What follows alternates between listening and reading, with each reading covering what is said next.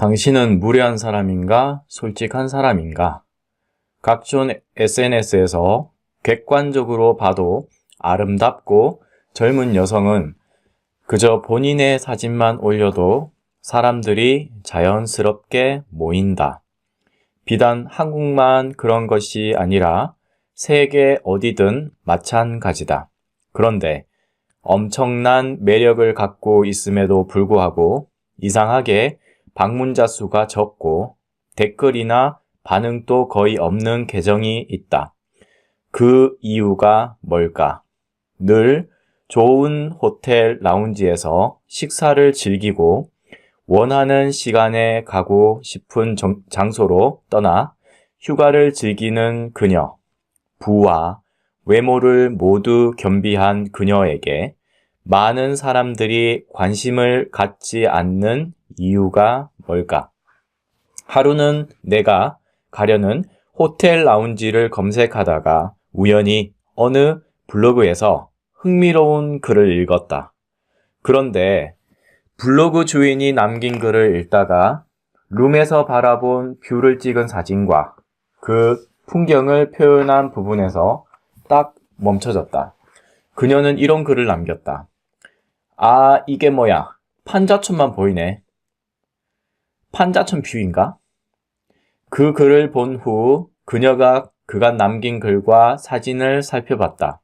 그러자 충분히 사람들의 이목을 끌 정도의 조건을 갖추었음에도 그녀가 사람들의 호응을 거의 받지 못하는 이유를 알 수 있었다.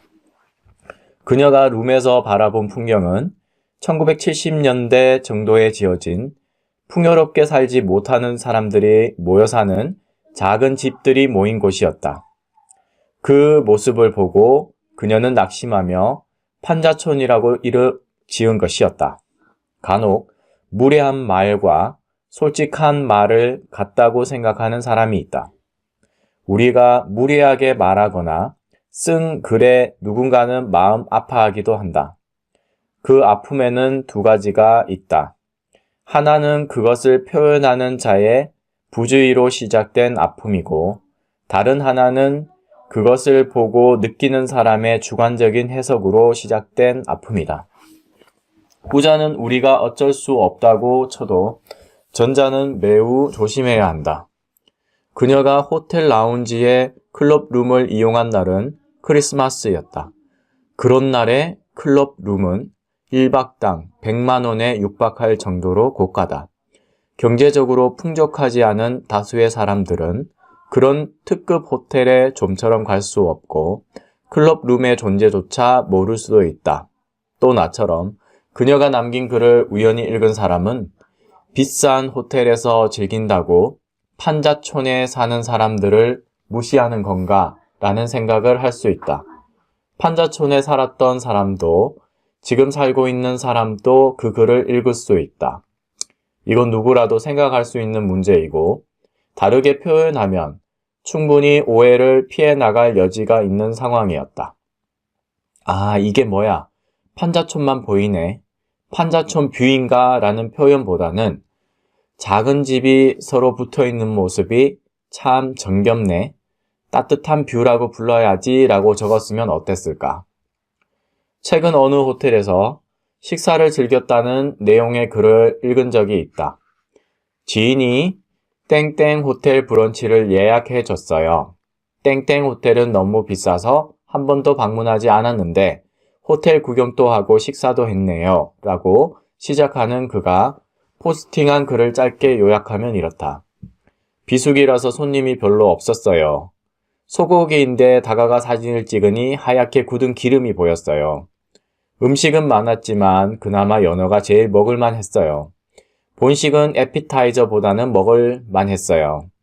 일식이라서 간이 강하지 않아 특별한 맛이 느껴지지 않았어요. 땡땡 호텔 앞에 있는 바다나 보러 가자고 해서 나왔어요. 풍경이 너무 좋네요. 역시 호텔 위치는 좋네요. 여기가 관광객들에게 유명한 장소라는데 특별한 것은 없어요. 그의 표현을 세심하게 관찰해보면 다음과 같다. 너무라는 부정의 표현을 자주 사용했다. 손님이 없다, 그나마 먹을만하다 등 잃는 사람의 맥이 빠지는 표현을 사용했다. 위치는 좋다, 특별한 것은 없다 등 주관적인 관점을 드러내는 표현도 사용했다.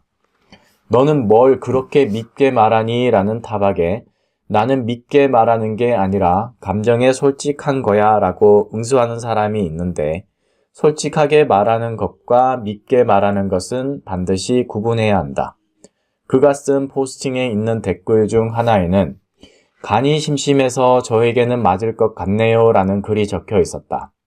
짧은 한 줄의 댓글이지만 그는 무엇을 읽든 그것을 긍정적으로 받아들여서 좋게 말하는 능력을 가진 사람이라는 것을 느낄 수 있었다. 댓글을 쓴 사람이 같은 날 같은 식사를 했다면 아마 이렇게 포스팅했을 가능성이 높다. 비수기라서 손님이 적어 여유롭게 식사했어요.